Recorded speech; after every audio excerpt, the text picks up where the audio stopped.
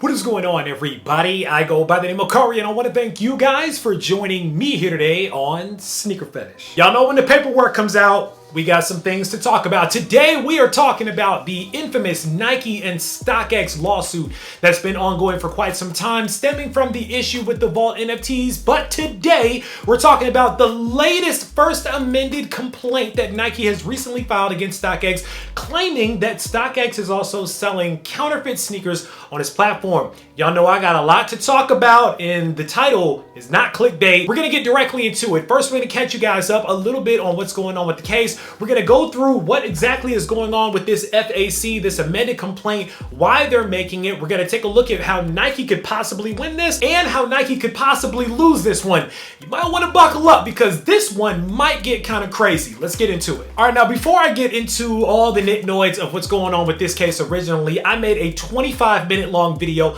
completely breaking down this case in its entirety. You guys can hit the link that's right up there to get into exactly what happened, what NFTs are. It goes into the blockchain, it goes into crypto, it goes super deep into everything. But at a bird's eye view, you guys know that StockX came out with what's called the Vault NFTs, which is a collection of tokens that pretty much served as redemption certificates for physical versions of the sneaker that you could purchase using the NFTs. So in theory, instead of owning the physical sneaker and having to sell that or trade it, you could own just the NFT of the shoe. StockX would also hold the physical version of the shoe in a vault that StockX owned, and at any given time you could burn the NFT, trade it in for a physical shoe, or you could resell the NFT on the platform. There was a lot of scrutiny around that. I spoke to some people from StockX directly about it. We had some spaces about it. We talked a lot about it, but ultimately it seems like people were a bit skeptical. It seems like they were making a lot of money, but recently you may have noticed that the NFTs have dropped in value considerably. Now, why that is, it's debatable. Maybe people just aren't really that hot on NFTs. Maybe people weren't really making that much money with the Vault NFTs. Maybe it was just really vague as far as the terms of the NFTs and people just weren't really digging it. But for whatever happened, it seems like the market's going down on them. However, that didn't stop Nike from filing suit and basically saying that StockX was infringing on the copyrights of Nike by using physical pictures and terms of actual Nike products in the descriptions for the NFTs. While that's kind of the thing that Nike's doing these days when they're suing everybody, they're claiming copyright infringement, brand dilution. They're claiming that Nike is such a fantastic company with such a stellar reputation that anybody who even whispers the word Nike without Nike's approval deserves to get sued for it. Now, we're not gonna get into how people literally talk crazy about Nike every week when they take L's on the sneakers app, when they talk about how crazy their customer service is and things like that, because complaints about Nike are out the wazoo. But for the sake of the lawsuit, let's just assume that Nike has the stellar reputation that they claim to have. Well, StockX decides to clap back and claim fair use. And I get into the fair use doctrine in the original video where we talked about this case as a whole, but basically they're saying that they're covered under fair use law, that they're able to use these photos or descriptions under the NFT. Nike said that they didn't agree, but some settlement conversations started to begin. But it seems like that quieted down as soon as Nike filed this. This is what's known as an FAC, or a first amended complaint that Nike recently filed against StockX. Now, this claims that Nike actually has some new information that's so important that they had to amend their original complaint, stick it into this court case to try to bring StockX down even more. Let's dive in. There's three major components of this FAC that Nike is injecting into this already existing lawsuit. But before I get into them, I need you guys to understand something. This isn't about fake sneakers. This is about NFTs, and this is about Nike spending $1 billion to acquire Artifact. I see some of you guys on this platform are struggling with the name of that company.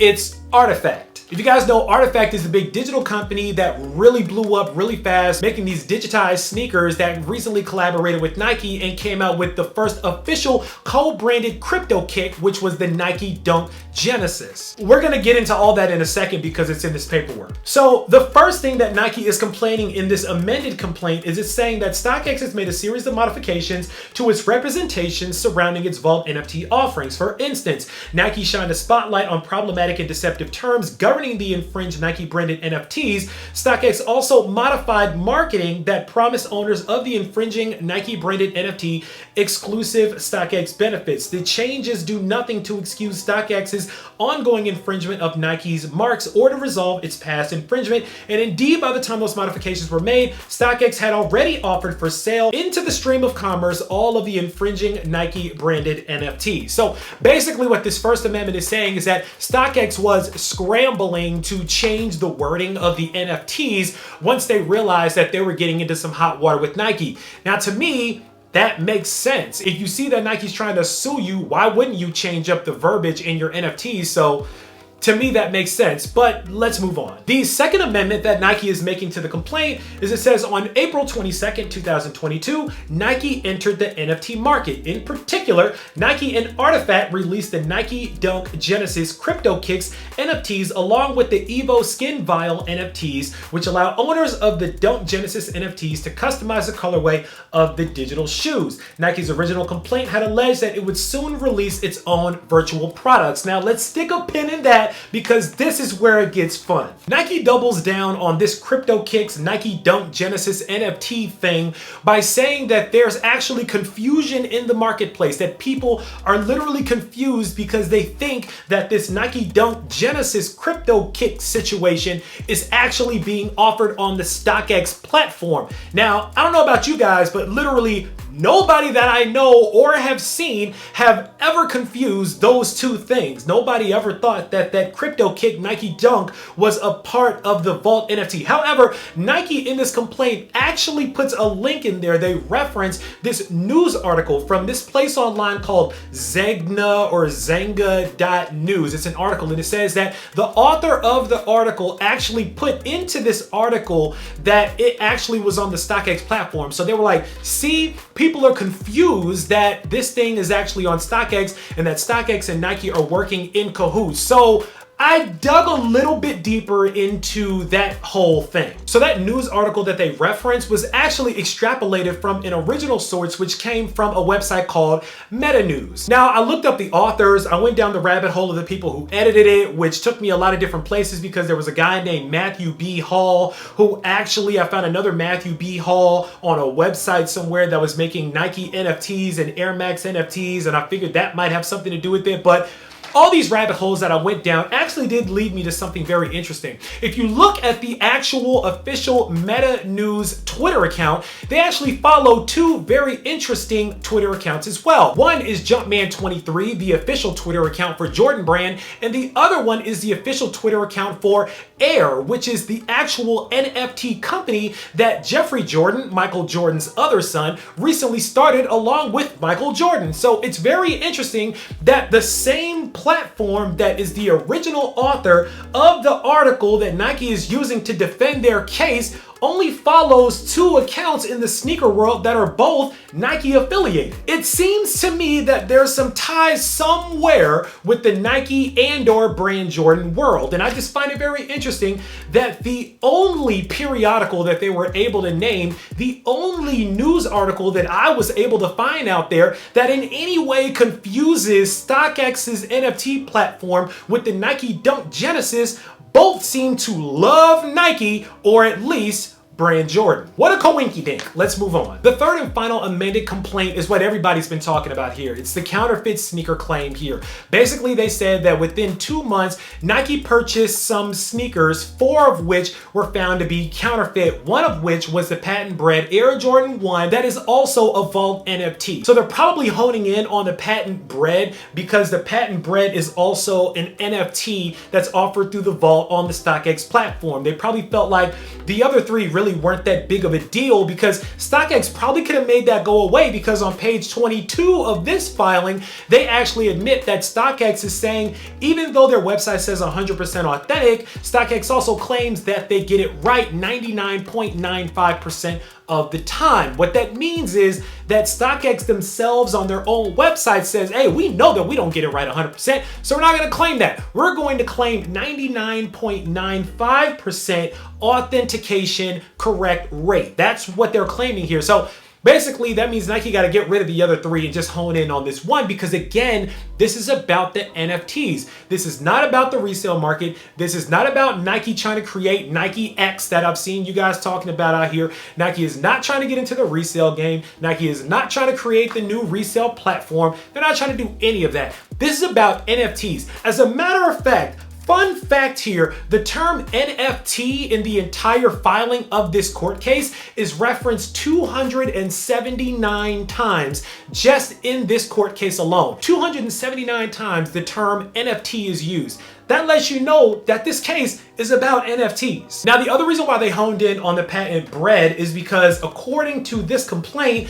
the patent bred Air Jordan 1 was the most popular NFT that was purchased, sold, and traded on the Vault NFT platform on StockX, being traded, bought, or sold 518 times. So they're saying that because the patent bred 1 NFT was so popular, that's why they really honed in on it. So then it gets into all the other blah blah about brand dilution, trademark infringement, so on and so forth. What does Nike want exactly? Well, Nike wants 12 things. Number one, they just want the court to admit that StockX infringed on Nike trademark, whatever. Number two is the big one. They want to enjoin or basically prohibit or stop StockX from doing anything associated with any NFTs or selling any counterfeit Nike goods. Now, let's stop there for a quick second because how can you tell StockX to stop selling counterfeit Nike goods? Like, what does that look like? Now, the funny thing about that is they're going to start going into what's called the discovery phase. If you guys are familiar with court cases like this, the discovery phase basically means that StockX is going to have to give up all the secret sauce. They have to give up everything that's proprietary about their authentication process. And it's been rumored that there's like a 100-point authentication thing that StockX does that is machine learning plus human learning plus this, that, and the third. We don't know. But the discovery phase means that they're going to have to give up every secret that they have behind closed doors about how they authenticate their sneakers. But again, in this court case, this is important, they're not trying to stop StockX from selling Nike products at all. A lot of people wondered if that was going to happen, but no, Nike very specifically in the case is not asking for StockX to be able to stop selling Nike products. Oh, no. They have to keep selling Nike product because the resale game benefits Nike. Follow me with this one. If resellers weren't buying up as much product and circulating it in the resale market, Nike wouldn't be selling as much volume as they are. Nike needs resale. They need the resale market to continue to make these record profits because once they sell the product, they don't care if resellers can't sell it. They don't care if their retailers or Foot Locker or whoever can't sell it. They've already sold the product. Why would they cut themselves off and cut that money faucet off by trying to stop StockX, one of the largest, if not the largest platform of resale, stopping them from being able to sell anything Nike and Jordan? No, that's not what this is about. They just want those NFTs back to protect their own investment while still being able to make more money through resale. They don't want to be the reseller, but they want to make money through resale. So all they're trying to stop is the NFT train. They just want to kill anything that has to do with the NFTs. Now, the third thing is exactly that. They want all NFT stuff surrendered, burned, all that other type stuff. Number 4, they want an award for damages. Number 5, they want profits from all the sales made. Number 6, they want triple all the money. Number 7, they want triple again all the profits and damages and attorney's fees. Number 8, they want statutory damages. Number 9, they want punitive damages. Number 10, they want a pre-judgment intervention type thing that basically just says Nike's right and we don't even really have to go further down the line, whatever. Number 11, they want attorney's fees, costs, and expenses associated with the case. And number 12, basically they just want anything else that the court deems that they're entitled to. So they want a lot of money and they want to stop those NFTs. That's what Nike wants. Now, this is usually the part of the video where the YouTuber says, all right, guys, let me know your thoughts and opinions down below. Appreciate y'all for hanging with me, but this is SneakerPhetish, so we're gonna keep on going. So first of all, let's recap a little bit. Number 1, this case is about the NFTs. This is about the money. This is about the money invested in Artifact. This is about making sure that Nike retains the rights to anything in the metaverse because Nike is trying to corner the metaverse. They've already started investing billions of dollars, literally maybe $1 billion, but they've invested a lot of money into the metaverse so far, and they're really trying to protect that investment. Number two, Nike is not trying to get into the resale game, nor are they trying to stop StockX from selling Nike products. I don't see StockX's business slowing down like that really anytime soon. But at the end of the day, StockX did put a very interesting statement out that was super spicy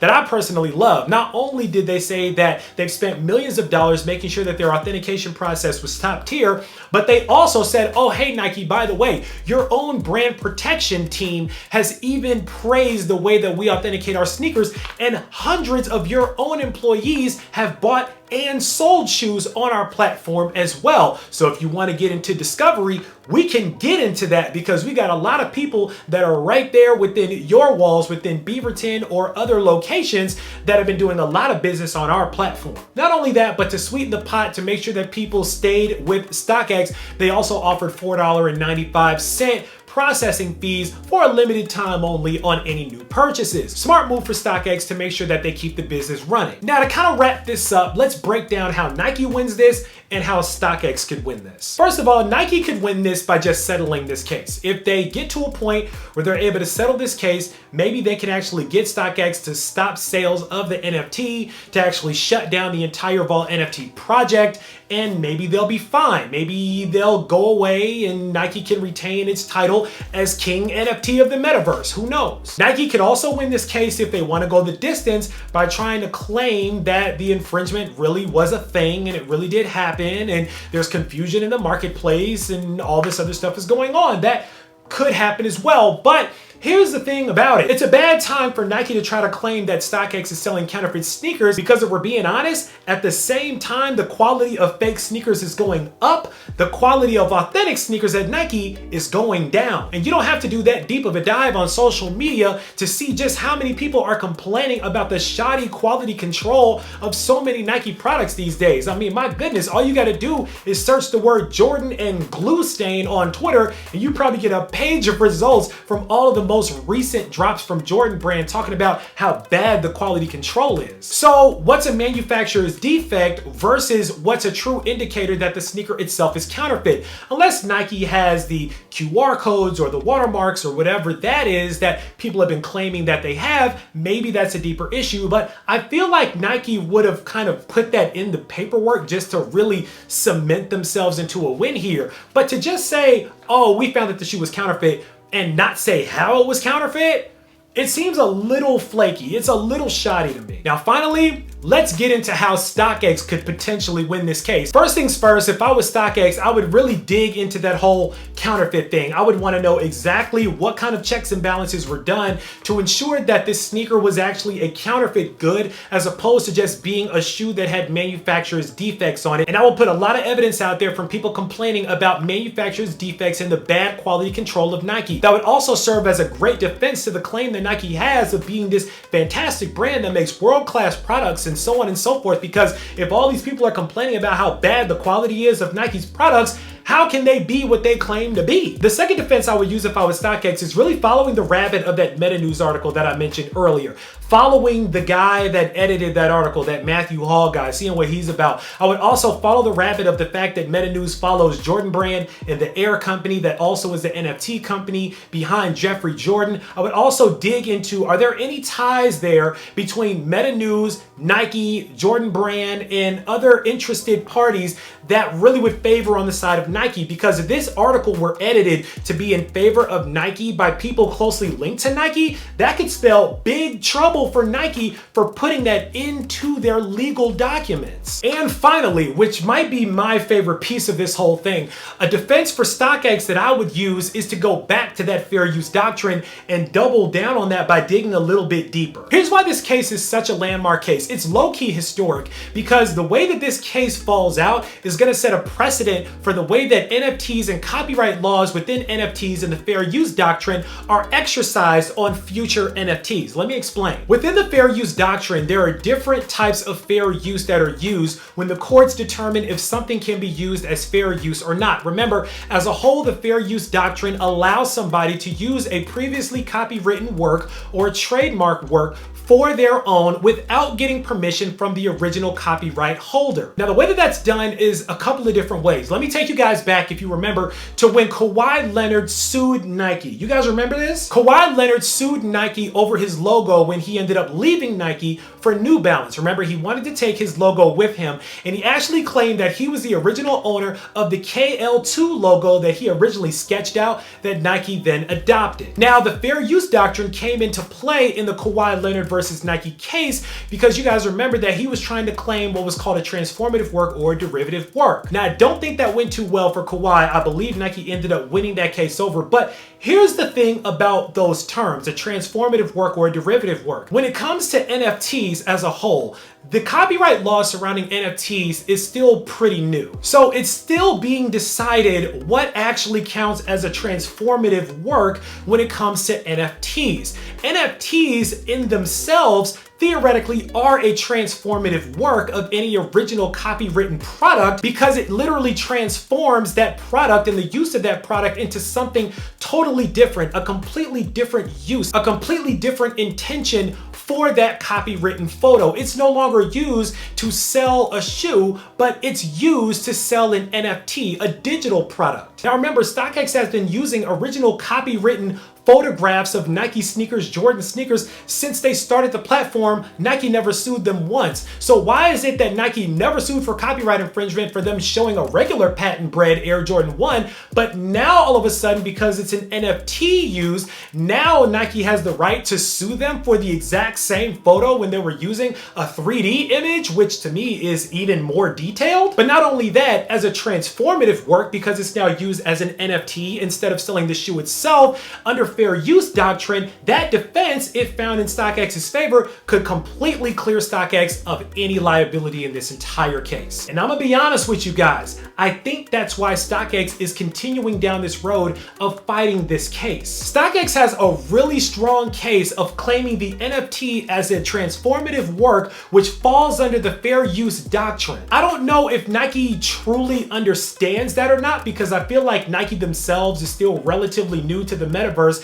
and copyright law surrounding NFTs is also very, very new. But I'll be doggone if that's not a strong defense. And again, if this case is found in StockX's favor, that they can fairly use that NFT and the images on that NFT as a transformative work, that's going to change everything. As far as the fake sneaker thing, guys, listen, it's a crapshoot. Like, chances are the shoes that you have from StockX are 100% authentic. I don't know why everybody is up in arms right now acting like every shoe that they ever purchased from StockX now might be a fake. But I'm gonna tell you, Nike was smart. Remember, Nike is a marketing company first. They know how to get the people talking. They know how to get the people buzzing. Originally, nobody really cared much about the NFT case. It really wasn't talked about much. I made that long video, and literally not even 1,000 people have even watched that video yet from when I posted it, because people just didn't care that much. But a topic that you don't have to know that much about to make a think piece on, like